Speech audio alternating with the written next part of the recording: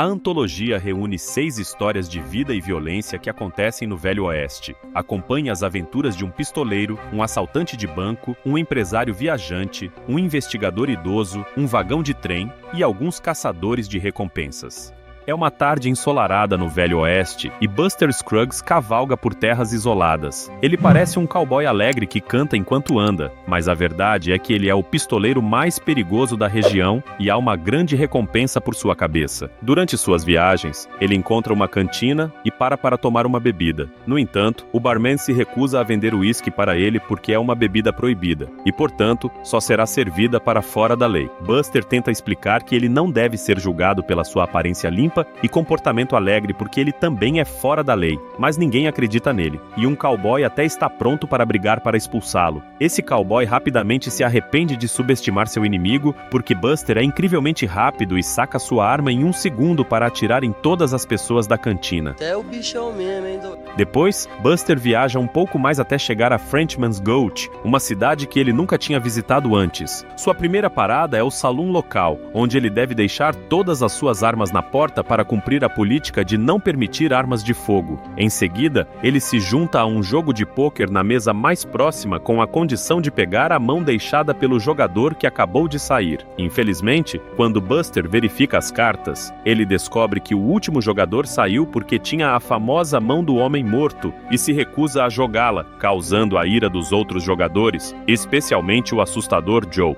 Achando que está acima das regras, Joe saca sua arma escondida para ameaçar Buster, mas ele rapidamente se defende, chutando uma tábua solta na mesa que atinge a arma, fazendo com que ela vire contra seu próprio dono, arrastando para cima Joe. Esse incidente cria uma tensão no salão, então Buster começa a cantar uma música que ele inventa na hora sobre Joe, inspirando todos a cantarem e dançarem junto. A diversão animada é de repente interrompida pelo irmão de Joe, que descobriu o que aconteceu e desafia Buster para um duelo para se vingar. Mais uma vez, Buster prova que é o pistoleiro mais rápido da região, e após atirar habilmente em cada um dos dedos do homem, ele finalmente o arrasta para cima, olhando para ele no espelho apenas para se exibir. Buster está se sentindo orgulhoso e confiante, como de costume, quando de repente outro cowboy cantor chega à cidade. É o Kid, que também desafia Buster para um duelo. Esse encontro é ainda mais rápido do que o último, mas desta vez é Buster quem é arrastado para cima porque finalmente encontrou alguém mais rápido do que ele. À medida que sua alma deixa o reino mortal, Buster admite que deveria ter previsto isso, porque você não pode ser o melhor para sempre, e até canta junto com a música de O Kid. Enquanto isso, no Novo México, um jovem cowboy encontra um banco isolado e tenta roubá-lo. O caixa do banco finge colaborar e se inclina para pegar o dinheiro, mas na verdade está se movendo para disparar suas armas escondidas como uma distração antes de fugir. O cowboy consegue desviar dos tiros e não perde tempo em pegar o dinheiro da caixa registradora, mas assim que sai correndo, o caixa abre fogo contra ele, forçando-o a se esconder atrás de um poço. O cowboy tenta revidar, mas seus esforços são inúteis. O caixa cobriu seu corpo com panelas e frigideiras que refletem todas as balas. Graças a essa proteção extra, o caixa consegue se aproximar o suficiente para nocautear o cowboy. Quando o cowboy acorda horas depois, ele se encontra amarrado a uma árvore e suas mãos presas à sela do cavalo. Acontece que uma patrulha já o considerou culpado e o condenou à morte, então essa é a chance do cowboy de dizer suas últimas palavras. Antes que o cowboy possa dizer qualquer coisa, eles são emboscados por um grupo de guerreiros Comanche, que rapidamente matam toda a patrulha, mas deixam o cowboy em seu cavalo, achando que seria engraçado deixá-lo sofrer lentamente. O cowboy passa algumas horas em seu cavalo tentando manter o animal parado para não desencadear sua morte. Eventualmente, o cowboy tem sorte e é encontrado por um condutor de gado, que o liberta ao atirar na corda e permite que ele cavalgue junto para sua segurança. Nenhuma hora se passa antes que o cowboy descubra que não é tão sortudo quanto pensava. O condutor de gado é na verdade um ladrão de gado, e quando outra patrulha os encontra, ele foge enquanto o cowboy é preso novamente. Momentos depois, o cowboy é levado para a cidade, onde é considerado culpado pelo juiz e enviado para a forca. Enquanto espera pelo fim, ele se concentra em olhar para uma jovem na multidão para que a última coisa que veja antes da morte seja uma bela visão. Não muito longe dali, um empresário envelhecido viaja com Harrison, um jovem sem braços ou pernas, mas com uma bela voz que ele usa para recitar clássicos de Shakespeare e Lincoln, entre outros. A carroça em que viajam se torna um palco toda vez que param em uma cidade, e enquanto Harrison recita seus clássicos, o empresário coleta dinheiro do público. Ele também é responsável por alimentar Harrison, maquiar e até ajudá-lo a se aliviar. É uma vida muito frustrante e triste, e o empresário fica mais cansado de Harrison a cada dia. Quando visitam casas de diversão, o empresário nem se dá ao trabalho de pagar uma garota para Harrison também. Ele o deixa no mesmo quarto e o vira para o outro lado enquanto se diverte, o que significa que Harrison ainda tem que ouvir tudo. Quanto mais eles viajam por cidades montanhosas remotas, menos interesse o público tem no show deles, e eles mal conseguem ganhar dinheiro. Uma noite, o empresário percebe que a audiência é pequena porque outra carroça está chamando a atenção de todos. A multidão está animada por um frango que sabe fazer adição e subtração básicas, bicando alguns números pintados. Vendo uma oportunidade, o empresário decide comprar o frango e cuida dele com o mesmo cuidado que oferece a Harrison, que começa a ficar preocupado com o que virá a seguir. No dia seguinte, o empresário para a carroça perto de uma ponte e testa a profundidade do rio que corre por baixo, jogando uma pedra grande na água. Os resultados são exatamente o que ele precisa, e momentos depois o empresário está de volta à estrada, agora com apenas o frango como passageiro na carroça, pois Harrison foi empurrado para o rio. Falando em rios, há um correndo por uma montanha, onde um garimpeiro grisalho chegou para procurar ouro. No início, sua bateia só pega pequenas partículas de ouro, mas contando a quantidade a cada vez, o garimpeiro segue a trilha de onde deve cavar para encontrar a fonte. O homem até monta acampamento ao lado do rio e sobrevive pescando e roubando ovos dos ninhos dos pássaros. Depois de muitos dias cavando pequenos buracos, o garimpeiro consegue triangular a fonte e começa a cavar mais fundo. Seus cálculos estão perfeitos e ele finalmente encontra uma grande veia de ouro que o tornará rico, mas infelizmente não há tempo para comemorar. Um jovem que estava seguindo o garimpeiro se aproxima e atira nele. Depois de fazer um cigarro para comemorar, o jovem pula no buraco para mover o corpo, apenas para ser emboscado pelo garimpeiro, que estava apenas fingindo estar arrastado para cima. O velho luta com o rapaz pela arma e arrasta para cima ele, depois verifica seu próprio corpo e confirma que o tiro foi limpo. Saiu pelas costas e não atingiu nada importante. Depois de enfaixar a ferida, o garimpeiro termina de minerar o ouro, enterra o jovem no buraco e deixa o vale a cavalo, carregando sua nova fortuna. Enquanto isso, os irmãos Alice e Gilbert se juntaram a uma caravana que está atravessando a trilha do Oregon.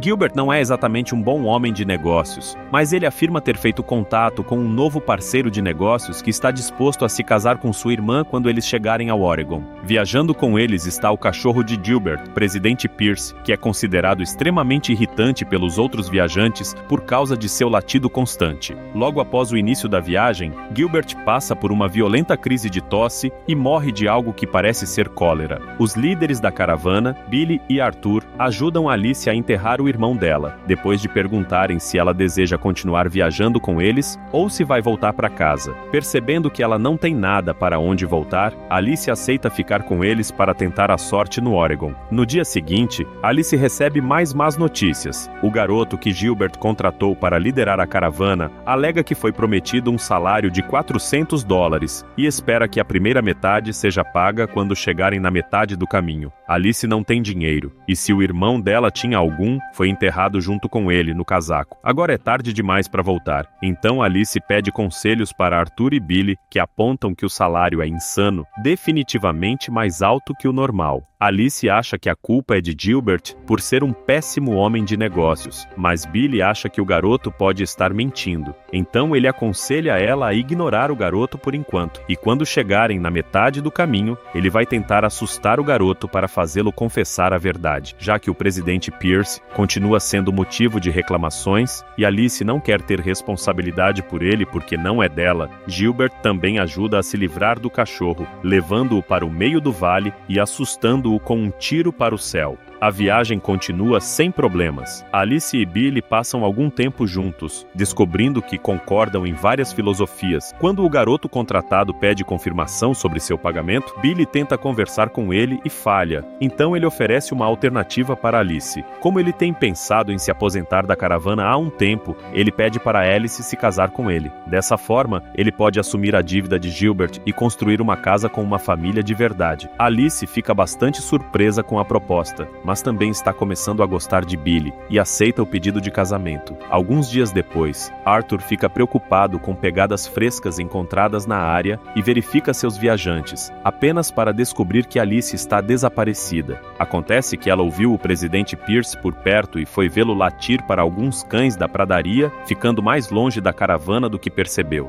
Arthur a encontra e tenta trazê-la de volta o mais rápido possível, mas infelizmente não são rápidos o suficiente e são emboscados por um grupo de nativos americanos. Como ele tem duas armas, Arthur usa uma para se defender e dá a outra para Alice, incentivando-a a encerrar as coisas para ela mesma se ele for arrastado para cima, porque a morte é preferível a ser capturada pelos nativos, que a colocariam em punições terríveis e dolorosas. Arthur, na verdade, é um excelente atirador e consegue assustar os nativos com tiros precisos, mas quando ele acha que tudo acabou, um guerreiro o surpreende com um golpe rápido, derrubando-o. Fingindo estar inconsciente, Arthur espera o nativo americano se aproximar e atira nele antes de voltar para o lado de Alice, apenas para receber a pior notícia. Ela também achou que ele tinha sido arrastado para cima e usou a pistola exatamente como ele a havia instruído. Depois de cobri-la com seu casaco, Arthur começa a voltar para a caravana junto com o presidente Pierce, se perguntando o que vai dizer para Billy. Em uma estrada diferente, 5 pessoas estão viajando de diligência para o Fort Morgan. Depois de cantar durante boa parte da viagem, o que irrita todos a bordo, Pigpen explica que ele e seu parceiro Clarence costumam viajar por essa rota transportando cargas, aludindo a algo no teto da diligência, sem especificar o que é. Agora que Pigpen finalmente parou de cantar, uma conversa começa entre os viajantes, levando o caçador de peles a falar sobre seu relacionamento com uma mulher Hunkpapa, que floresceu mesmo sem eles falarem a mesma língua, porque ele acha que todas as pessoas são parecidas em suas necessidades básicas. Lady Betjeman, uma cristã devota, se ofende com essa ideia e lembra a todos que só existem 2 tipos de pessoas, os bons e os pecadores. Isso gera uma discussão sobre a natureza humana, que também é acompanhada por René, o francês, mas Pigpen e Clarence preferem fazer apenas alguns comentários e observam com diversão. Quando René questiona se Lady Betjeman foi fiel ao marido, enquanto viviam separados por alguns anos, ela fica tão indignada que tem um ataque apoplético. René põe a cabeça para fora da janela e tenta pedir ao condutor que pare a diligência, sem sucesso. Pigpen então explica que a política da companhia não permite que a diligência pare por nenhum motivo. Para acalmar Lady Betjeman, Clarence decide cantar uma canção popular melancólica, o que de fato ajuda a mulher, mas também faz Pigpen chorar. Curioso sobre esses homens misteriosos, o caçador de peles pergunta qual é exatamente o negócio deles, e Pigpen revela que eles são caçadores de recompensas. O trabalho em equipe deles é infalível. Pigpen distrai o alvo com histórias, enquanto Clarence resolve o problema rapidamente. Pigpen também confessa que adora ver as pessoas sendo arrastadas para cima, porque há algo bonito nas expressões delas. Ouvir isso, obviamente, deixa os outros 3 passageiros assustados, que agora estão com medo do que os aguarda em seu destino. Quando a diligência chega ao Fort Morgan, Pigpen e Clarence pegam sua carga, que se revela ser um corpo, e entram no hotel onde todos vão ficar. René, Lady Betjeman e o caçador de peles demoram mais para desembarcar, sentindo-se apreensivos e assustados, mas eventualmente entram no hotel também. René fecha a porta atrás deles, após observar a diligência partir, percebendo que não haverá uma maneira de sair se precisarem.